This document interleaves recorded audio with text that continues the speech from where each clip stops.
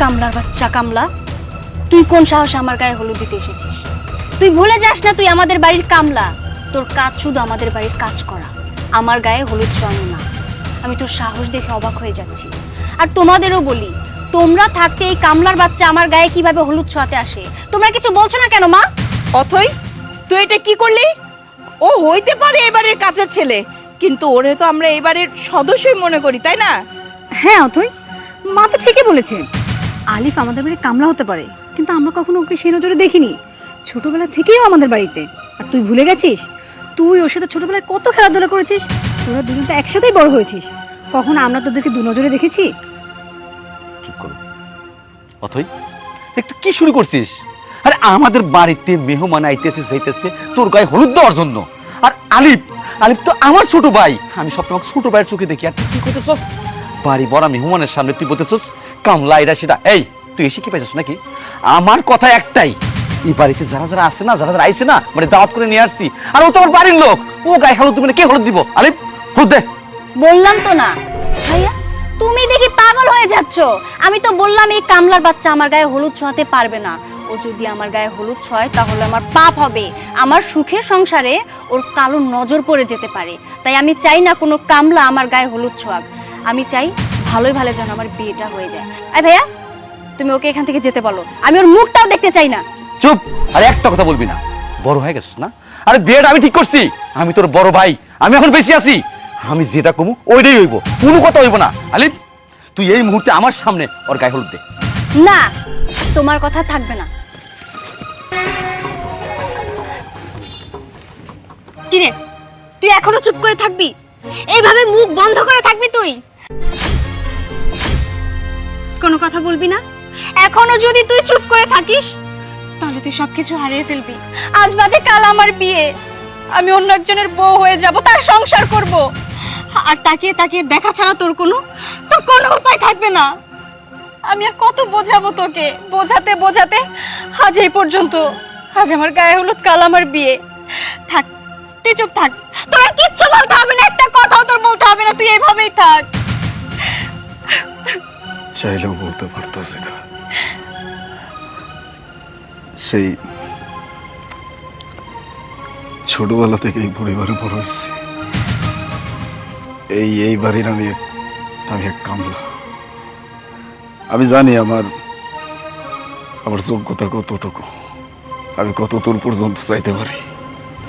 কিন্তু সবকিছু যাই না, আমি সীমা অতিক্রম করে ফেলাইছি।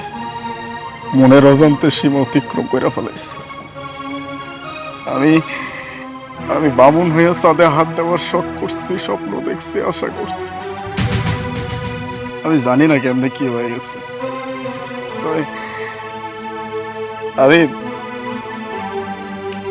আমি আপনার বোনকে ভালোবাসি হয়েছে। আমি কোনোদিন কইতে পারি নাই, কারণ আপনারা আমার যে ভালোবাসা দিচ্ছেন, যে আদর দিচ্ছেন, আমি সব সময় ভাবছি আমি যে সীমাটা অতিক্রম করে ফেলাইছি, এটার জন্য যদি আমার এই পুরো পরিবারটা হারাইতে হয়। আমি এইভাবে কিচ্ছু কইতে পারি না। কি করুম কোন? মনের বিরুদ্ধে তো যাইতে পারি না। কেমনে ভালোবাসছি, কি জন্য ভালোবাসছি, কিচ্ছু জানি না। আমার কাছে এগুলোর কোনো উত্তর নাই।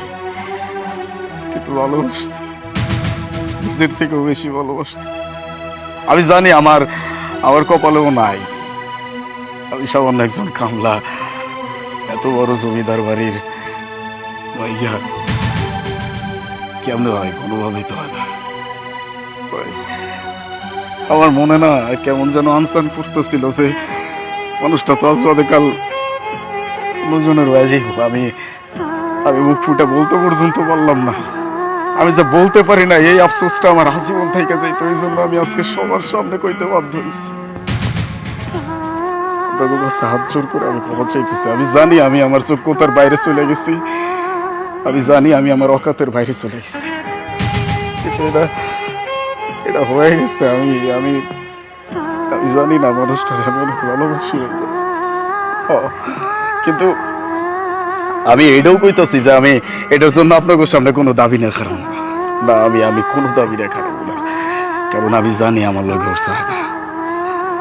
কইছে এই পোলার, কইছে আমি এত বড় ব্যবসায়ী, লাখ লাখ টাকা, কোটি কোটি টাকা।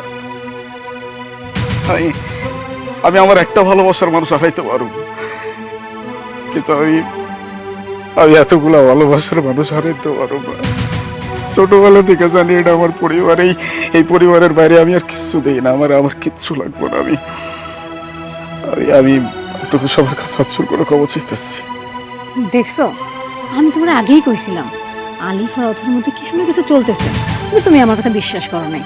দেখলা তো এখন। তুমি ঠিকই কইছো আলিফ। আর তোরে আমি পর করিনি কখনো, তোকে আপন ভাইয়ের মতো ভালোবাসতাম, এখনো ভালোবাসি। তুই তো আমাকে বলতে পারতি, আর আমাকে না বলে তোর ভাবি কি বলতে পারতি। যাই হোক, আমি অথইকে একটা সাফ সাফ কথা জিজ্ঞেস করবো।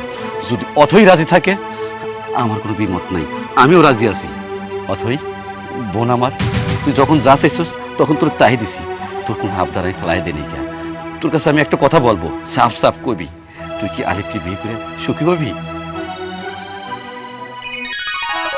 দেখ মাশাআল্লাহ, আমি মনে মনে চাইছিলাম, তোর ভাবি যখন কইছিল আমি মনে মনে চিন্তা করছিলাম আমি আলিফে প্রস্তাব দেবো, কিন্তু আমি কোনো কিছু বুঝতে পারলাম না, তাই তো বিয়েটা ঠিক করছি। যাই ভালো হয়েছে। মা তুমি কি কও? বাবা, তুই যেটা ভালো মনে করবি আমিও তোরে সেইটাই বলি, তুই সেই কাজটাই কর। আর তাছাড়া তোর বোন যেটাতে ভালো থাকবে তোর তো সেটাই করা উচিত, তাই না? আচ্ছা ঠিক আছে, আমি এখনই ফোন দিয়ে কয়ে দিতেছি এই বিয়ে হইব না, কিন্তু গায়ে হলুদ আজকে হইব, কিন্তু একজনের না, দুইজনের হইব। দাঁড়া থেকে কি দেখতেছো? তুমি একটা কাজ করো, হালিফে তুমি রেডি করে নিয়ে আসো, আজকে গায়ে হলুদ হইব, আর আমি ওই বাড়িতে ফোন করে যা বলা দরকার বলে দিতেছি। যাও যাও। চলো আলিফ, তাড়াতাড়ি তোমরা রেডি করাই নিয়ে আসি।